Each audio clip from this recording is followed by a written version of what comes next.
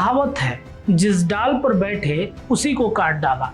ये कहावत बिहार की शिक्षा व्यवस्था पर जितनी सटीक बैठती है, शायद ही किसी और राज्य पर बैठती होगी। सोचिए, ये वो धरती है जहां कभी नालंदा और विक्रमशिला जैसे विश्वविद्यालय हुआ करते थे, जहां चीन, कोरिया और मध्य एशिया तक के छात्र ज्ञान की तलाश में यहां आते थे। लेकिन आज 1000 साल बाद उसी बिहार के छात्रों को एक अदद अच्छी डिग्री के लिए दिल्ली, पुणे, बेंगलुरु और कोटा का रुख करना पड़ता है। दिलचस्प बात यह है कि 8 मई 2026 को जब बिहार को नया शिक्षा मंत्री मिला, तब वे विभाग में शंखनाद और मंत्रोच्चारण के बीच दाखिल हुए। नाम है मिथिलेश तिवारी। उन्होंने कहा कि बिहार फिर से ज्ञान की भूमि बनेगा। दिलचस्प इसलिए भी क्योंकि खुद मिथिलेश तिवारी कभी पटना में गुजारा चलाने के लिए कोचिंग सेंटर में पढ़ाया करते थे। यानी जिस कोचिंग कल्चर ने सरकारी स्कूलों की चूल्हे हिला दी, आज उसी परंपरा से निकलना एक शिक्षक बिहार की सरकारी शिक्षा व्यवस्था का मुखिया है। आज बात करेंगे कि आखिर बिहार के स्कूलों की हालात क्या है, कोचिंग का असर कितना गहरा है और नए मंत्री ने अब तक क्या किया। बिहार में आधे दर्जन शिक्षा मंत्री बदल गए, लेकिन शिक्षा व्यवस्था की तस्वीर नहीं बदली। कई ऐसे आंकड़े हैं जिसमें नीतीश कुमार और भाजपा सरकार के कार्यकाल में शिक्षा का क्या हाल हुआ, उसकी तस्वीर बता रही है। आंकड़े बहुत कुछ कह देते हैं। जन जागरण शक्ति संगठन के एक सर्वे के मुताबिक बिहार में एक ऐसा भी प्राथमिक विद्यालय नहीं है, एक भी ऐसा प्राथमिक विद्यालय नहीं है जहां बिजली, पानी और शौचालय तीनों सुविधाएं एक साथ मौजूद हों। करीब 90% प्राथमिक विद्यालयों में ना मैदान है, ना पुस्तकालय है, ना ठीक से चार दीवारी। सबसे चौंकाने वाली बात, सर्वे के दिन प्राथमिक विद्यालय में सिर्फ 33% बच्चे ही मौजूद मिले और जो शिक्षक तैनात थे उनमें से करीब आधे ड्यूटी से गायब मिले। स्कूल में कंप्यूटराइजेशन पर जोर दिया जाता है। बिहार के स्कूलों में कंप्यूटर लगे हैं, लेकिन सिर्फ 18% स्कूलों में ही कंप्यूटर लगे हैं। 81% स्कूलों में कंप्यूटर नहीं लग पाए हैं। इस मामले में बिहार 34वें स्थान पर है। ASER यानी annual state of education report ने भी यही कहानी दोहराई। रिपोर्ट के मुताबिक 2012 के मुकाबले बिहार के सरकारी स्कूलों में बच्चों की हिंदी और अंग्रेजी पढ़ने और गणित हल करने की क्षमता घटी है। 74.8% प्राथमिक विद्यालयों में तो हालत ये है कि कक्षा 2 के बच्चे कक्षा 1 या कक्षा दूसरी कक्षाओं में एक साथ बच्चे एक ही कमरे में पढ़ रहे हैं, क्योंकि ना पर्याप्त शिक्षक है और ना कमरे हैं। सवाल यह है कि पिछले 1-2 साल में सरकारी स्कूलों में बच्चों का नामांकन बढ़ा है या घटा है। तस्वीर यहाँ भी उलझती है। शिक्षा मंत्रालय की ताज़ा UDISE प्लस 2025-2026 रिपोर्ट के मुताबिक पूरे देश के सरकारी स्कूलों में बीते 2 साल में करीब 86 लाख बच्चों की कमी दर्ज हुई है, जबकि उसी दौरान निजी स्कूलों में करीब 88 लाख नए दाखिल हुए हैं। यानी जितने बच्चे सरकारी स्कूल से निकले, लगभग उतने ही प्राइवेट स्कूल में चले गए। बिहार की बात करें तो लंबी अवधि में तस्वीर और साफ हो जाती है। साल 2019-20 में बिहार के सरकारी स्कूल में करीब 2.1 करोड़ बच्चे नामांकित थे, जो करीब 2023-24 तक घटकर 1.474 करोड़ रह गए, यानी करीब 36 लाख बच्चों की कमी होगी। दिलचस्प बात यह है कि इसके बावजूद ताज़ा UDISE आंकड़ों के मुताबिक बिहार के सरकारी स्कूलों में अब भी देश के बाकी राज्यों के मुकाबले सबसे ज़्यादा बच्चे नामांकित है। बड़ी आबादी की वजह से संख्या ऊंची बनी हुई है, लेकिन ड्रॉप आउट दर के मामले में बिहार देश में सबसे आगे है, जहां माध्यमिक स्तर पर करीब 25.6% बच्चे बीच में ही पढ़ाई छोड़ दे रहे हैं। देश में सबसे ज़्यादा है। हाँ, एक सकारात्मक आंकड़ा ये है कि बिहार में सरकारी स्कूल में शिक्षकों की संख्या इसी दौरान 5.22 लाख से बढ़कर 5.36 लाख हो गई। यानी टीचर तो बड़े हैं, लेकिन बच्चों को स्कूल में टिकाए रखना अब भी सबसे बड़ी चुनौती बनी। यहीं से जुड़ता है कोचिंग का मामला। जब सरकारी स्कूलों में शिक्षक नहीं, बच्चे बैठने की जगह नहीं और पढ़ाई का स्तर लगातार गिर रहा है, तो जाहिर है अभिभावक अपने बच्चों को निजी ट्यूशन और कोचिंग की तरफ धकेलते हैं। SER रिपोर्ट खुद बताती है कि ट्यूशन पढ़ने वाले बच्चों की संख्या में भारी मात्रा में बढ़ोतरी हुई है। नतीजा ये है कि बच्चे कागजों पर सरकारी स्कूलों में दाखिला तो रखते हैं, हाजिरी भी लग जाती है, लेकिन असली पढ़ाई शाम को किसी कोचिंग सेंटर में होती है जहां माता पिता की जेब में अतिरिक्त पैसा खर्च होता है।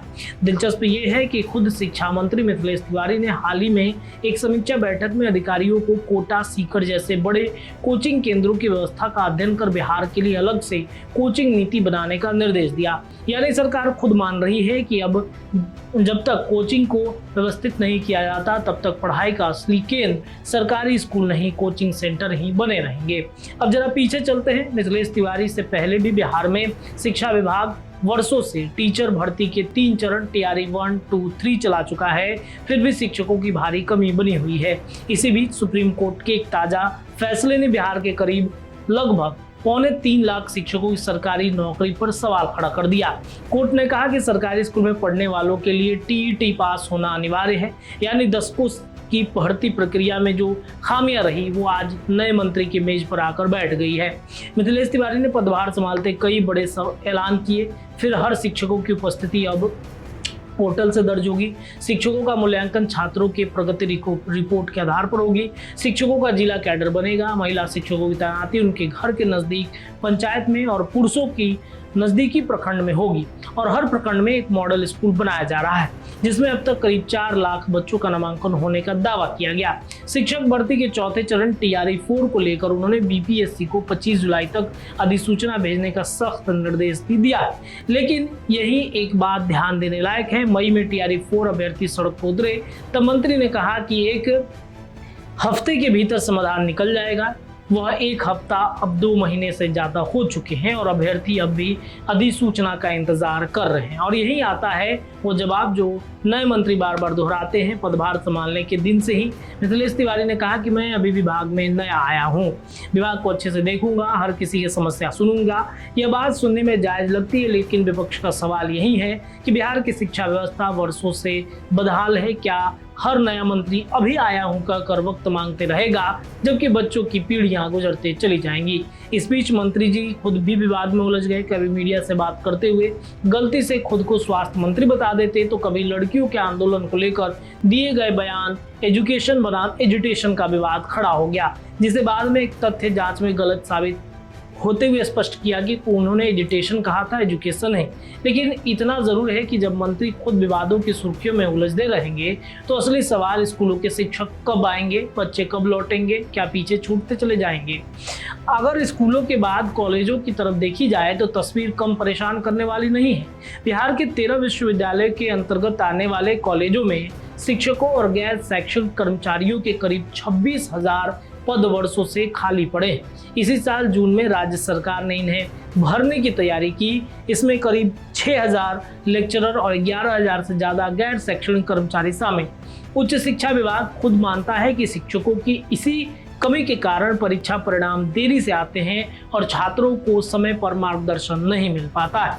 इसका सीधा असर दिखा पिछले साल पटना यूनिवर्सिटी में, जहां पहले सेमेस्टर का रिजल्ट ही समय पर जारी नहीं हो सका, जिससे दूसरे सेमेस्टर से में एडमिशन अटक गया।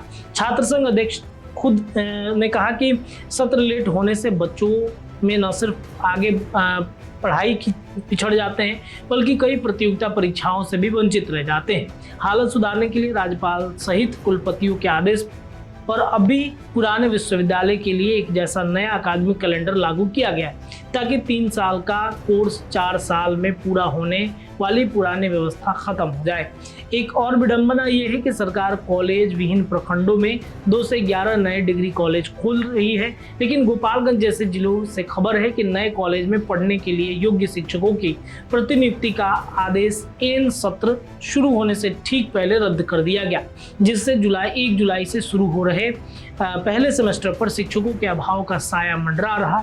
यानी एक तरफ नए कॉलेज खोले जा रहे हैं, दूसरी तरफ जो कॉलेज पहले से हैं वही शिक्षक पूरे नहीं हो पा रहे हैं।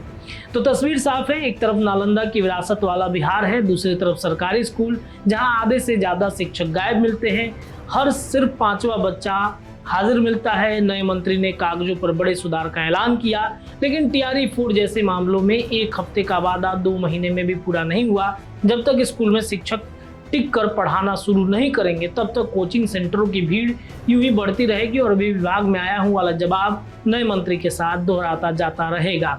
आपकी क्या राय है? क्या मिथिलेश तिवारी के फैसले बिहार के सरकारी स्कूलों की तस्वीर बदलेगी या यह सिलसिला यूं ही चलता रहेगा? कमेंट में अपनी राय बताइए। ये भी बताइए कि क्या बिहार से सच में पलायन शिक्षा का हो रहा है। बहुत बहुत धन्यवाद। जुड़े रहिए बिहार न्यूज़ टुडे के साथ। अगर आपके पास भी कुछ खबर है तो दिए जा रहे हैं नंबर पर हमें भेज दीजिए। बहुत बहुत धन्यवाद। वीडियो पसंद आए तो इसे लाइक और ज्यादा से ज्यादा शेयर करें। हमारे चैनल को सब्सक्राइब करना न भूलें ताकि आपको हर जरूरी खबर सबसे पहले मिल सके। अगर आप किसी खास विषय या मुद्दे पर वीडियो देखना चाहते हैं तो कमेंट करके जरूर बताएं।